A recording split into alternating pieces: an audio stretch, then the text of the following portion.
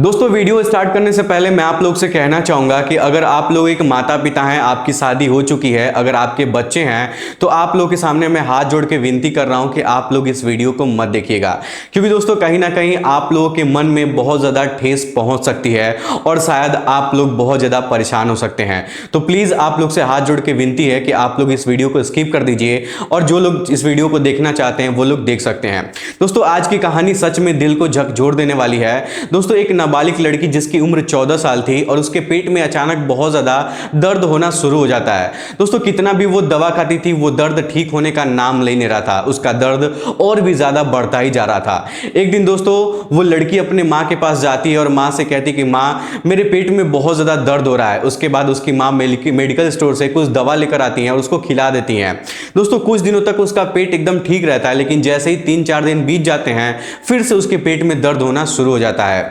तब दोस्तों उस लड़की को उसकी माँ जो है एक डॉक्टर के पास ले जाती हैं। दोस्तों डॉक्टर जब उस लड़की के पेट के बारे में उसकी माँ को बताता है तो उसकी माँ डॉक्टर साहब के सामने ही वो बात सुनकर हो जाती हैं। ऐसा लग रहा था कि जैसे उनकी पूरी दुनिया ही उजड़ गई हो। दोस्तों ये कहानी बहुत ही इंटरेस्टिंग है और दिल को छू जाने वाली है, लेकिन ये कहानी हमारे समाज को तार तार कर देने वाली भी है और एक भाई और बहन के रिश्ते को जलील करने वाली भी है। दोस्तों वीडियो में आगे बढ़ने से पहले मैं आप लोग से एक छोटा सा रिक्वेस्ट करना चाहूंगा कि अगर आप लोग हमारे चैनल पर पहली बार है तो चैनल को सब्सक्राइब कर लीजिए और वीडियो को लाइक कर लीजिए, ताकि जो मेरा हौसला है वो और भी ज्यादा बढ़ता रहे और भी इंटरेस्टिंग कहानियां मैं आप लोग को हमेशा ऐसे ही सुनाता रहूं। दोस्तों ये सच्ची घटना उत्तर प्रदेश के गाजियाबाद की है। दोस्तों जो लड़की की मां होती हैं उनका नाम प्रेमा देवी होता है। दोस्तों प्रेमा देवी के 2 लड़के और 1 लड़की होती है। दोस्तों एक लड़के की उम्र 23 साल थी जिसका नाम रितेश होता है और दूसरे लड़की की उम्र 20 साल होती है जिसका नाम रोहित होता है। और जो छोटी सी लाडली सी उनकी बेटी थी, उनकी लड़की थी, उसका नाम दोस्तों रितिका होता है और उसकी उम्र 14 साल के आसपास होती है। दोस्तों रितिका क्लास 8th में पढ़ाई कर रही थी और जितना ज्यादा वो दिखने में सुंदर थी उतना ही ज्यादा वो पढ़ाई में भी तेज थी। दोस्तों हमेशा वो अपने क्लास में अच्छे नंबर से पास होती थी, जिस वजह से उसको स्कूल के टीचर बहुत ज्यादा मानते थे। और इसी बीच दोस्तों रितिका जब अपने स्कूल पढ़ने के लिए जाती थी तो उसके पेट में थोड़ा थोड़ा दर्द होने लगता है, लेकिन दोस्तों रितिका उस दर्द को इग्नोर करती है और सोचती है कि नॉर्मल दर्द हो रहा होगा और स्कूल पढ़ाई करने के लिए चली जाती है। लेकिन दोस्तों रितिका अपने माँ से यह बात पहले भी बताई थी कि उसके पेट में हमेशा दर्द होता रहता है, लेकिन दोस्तों रितिका की माँ सोचती थी कि शायद रितिका भी बड़ी हो रही है, उसको आने वाला होगा, इसलिए उसके पेट में दर्द हो रहा होगा। दोस्तों जब रितिका का दर्द काफी ज्यादा हो गया था, असहनीय दर्द होने लगा था, तो वो बहुत ज्यादा परेशान हो जाती है। तब रितिका की माँ जो है वो मेडिकल स्टोर जाती हैं और कुछ दवाइयाँ लेकर आती हैं और उसको दवाई खिला देती हैं, जिस वजह से रितिका का दर्द ठीक हो जाता है और रितिका फिर से अपने स्कूल चली जाती है और मन लगाकर अपनी पढ़ाई करती है। दोस्तों धीरे धीरे वक्त गुजर रहा था और धीरे धीरे रितिका का पेट भी सामान्य पेट से कहीं ज्यादा वो बढ़ रहा था, लेकिन दोस्तों कोई भी ध्यान नहीं दे रहा था कि आखिर रितिका का पेट क्यों इतना ज्यादा बढ़ता जा रहा है। तभी दोस्तों रितिका के पेट में एक दिन बहुत ज्यादा असहनीय दर्द होने लगा था, इतना ज्यादा दर्द होने लगा था कि वो सहन नहीं कर पा रही थी।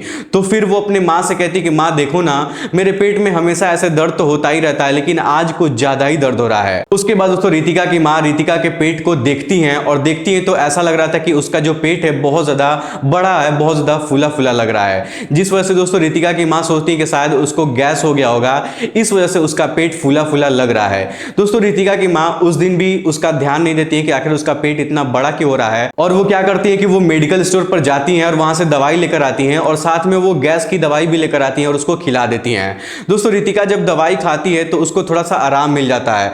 तब उसकी माँ रितिका से कहती है कि चलो ठीक है, कल हम लोग चलेंगे, डॉक्टर को दिखा देंगे कि तुम्हारे पेट में इतना दर्द क्यों हो रहा है। उसके बाद दोस्तों रितिका अपने स्कूल पढ़ाई करने चली जाती है और पढ़ाई करके जब घर वापस आती है तो अगले दिन वो अपनी माँ के साथ एक डॉक्टर के पास जाती है दिखाने के लिए कि आखिर उसके पेट में इतना ज्यादा असहनीय दर्द क्यों होता रहता है। दोस्तों डॉक्टर साहब रितिका को बेड पर लेटाते हैं और लेटा के जब उसका पेट अपने हाथों से टच करते हैं तो उनको पता लगता है कि रितिका का जो पेट है वो बहुत ज्यादा टाइट है। उसके बाद दोस्तों जो डॉक्टर साहब हैं वो रितिका की माँ से कहते हैं कि पहले इसका अल्ट्रासाउंड करवाना होगा, तब जाकर पता चलेगा कि इसको क्या बीमारी है, उसके पेट में सूजन क्यों है। उसके बाद दोस्तों रितिका की जो माँ है वो रितिका को लेकर जाती हैं और उसका अल्ट्रासाउंड करवाती हैं और अल्ट्रासाउंड का जो रिपोर्ट होता है वो लेकर डॉक्टर साहब के पास चली आती हैं। दोस्तों जब डॉक्टर साहब उसका रिपोर्ट देखते हैं तो वो बहुत ज़्यादा हैरान हो जाते हैं। वो एक बार उस रिपोर्ट को देखते हैं, एक बार उस छोटी सी बच्ची को देखते हैं और एक बार वो उसकी माँ को देखते हैं। दोस्तों ऐसा लग रहा था जैसे डॉक्टर साहब के मुंह से कोई आवाज ही नहीं निकल रही हो, वो एकदम से शांत हो जाते हैं। तब रितिका की माँ डॉक्टर साहब से पूछती है कि डॉक्टर साहब क्या हुआ है, क्या बात है, आप इतना ज़्यादा परेशान क्यों लग रहा है। दोस्तों डॉक्टर साहब सोच रहे थे कि आखिरकार इस छोटी सी बच्ची के साथ इतनी दरिंदगी कोई कैसे कर सकता है। दोस्तों उस रिपोर्ट में यह निकला था कि रितिका जो थी वो 3 महीने से प्रेग्नेंट थी, उसके पेट में बच्चा पल रहा था। दोस्तों डॉक्टर साहब बहुत हैरान थे और रितिका की मां को बताते हुए कहते हैं कि आपकी बेटी 3 महीने से प्रेग्नेंट है। दोस्तों रितिका की मां जब ये बात सुनती है कि उसकी बेटी 3 महीने से प्रेग्नेंट है, तब रितिका की मां रितिका के दोनों हाथों को पकड़कर और पूछती है कि बताओ तुम्हारी ये हालत किसने किया है। दोस्तों रितिका बहुत ज्यादा डर जाती है, बहुत ज्यादा परेशान हो जाती है और वो अपने मां से कुछ भी नहीं बताती है। दोस्तों रितिका की मां रितिका को वहां से डॉक्टर के पास से लेकर जाती है और एक नजदीकी थाने में जाके पुलिस वालों को सारी कहानी बताती है कि उसकी बेटी के साथ पता नहीं किसने गंदा घिनौना काम कर दिया है, उसकी बेटी के साथ क्या क्या हुआ है। लेकिन दोस्तों रितिका की मां को अभी भी ये नहीं पता चल रहा था कि आखिर उसके साथ ये गंदा और घिनौना काम किसने किया है।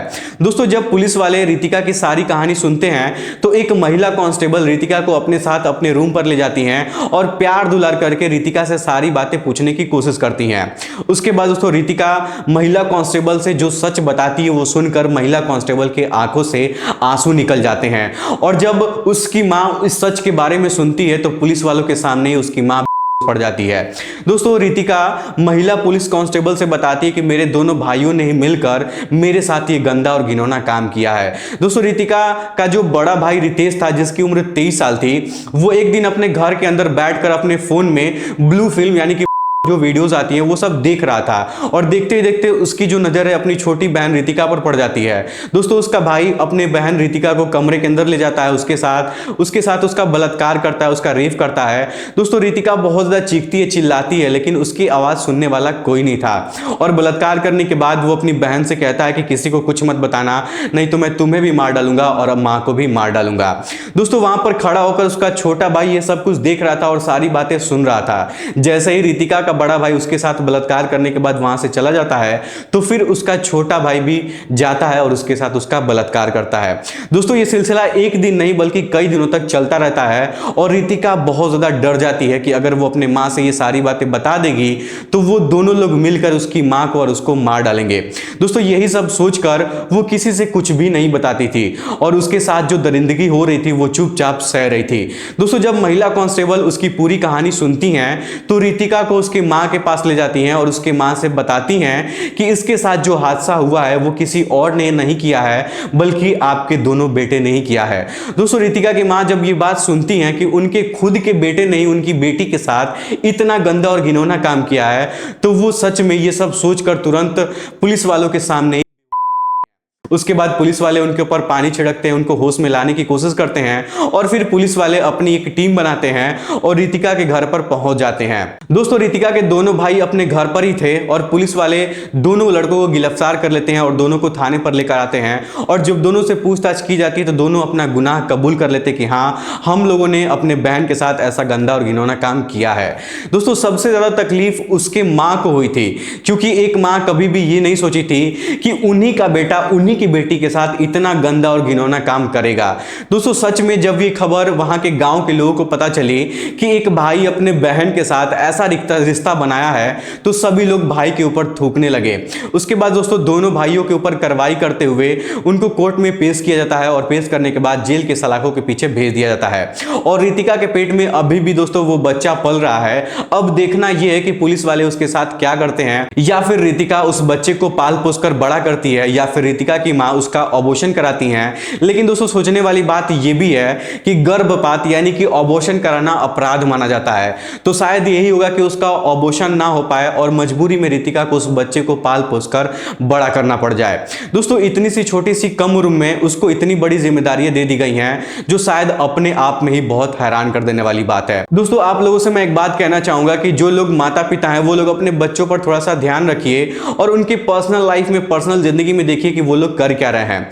दोस्तों रितिका की मां इस बात से बहुत ज्यादा पहुंच गई हैं कि अगर उनका एक बेटा ऐसा काम करता तो समझ में आता कि चलो वो नादान है, वो गलती कर दिया होगा, लेकिन अगर दोनों बच्चे मिलकर उन्हीं की लाडली बेटी के साथ ये गंदा और घिनौना काम करेंगे तो जाहिर सी बात है कि उनकी मां को बहुत ज्यादा दुख होगा। दोस्तों उनकी तबीयत भी बहुत ज्यादा खराब हो चुकी है। तो दोस्तों आप लोग क्या कहना चाहेंगे, अपनी राय हमें कमेंट बॉक्स में जरूर बताइएगा। और दोस्तों इस कहानी को सुनाने का मेरा मकसद आपको परेशान करना नहीं था, बल्कि आप लोग को जागरूक करना था, ताकि आप लोगों के जीवन में ऐसी गलती कभी भी ना हो, आप लोग अपने बच्चों का ध्यान रख सकें। दोस्तों ये थी आज की कहानी, आपको कैसी लगी हमें कमेंट बॉक्स में जरूर बताइएगा। फिलहाल आज की इस वीडियो में इतना ही। आप लोग का बहुत बहुत धन्यवाद।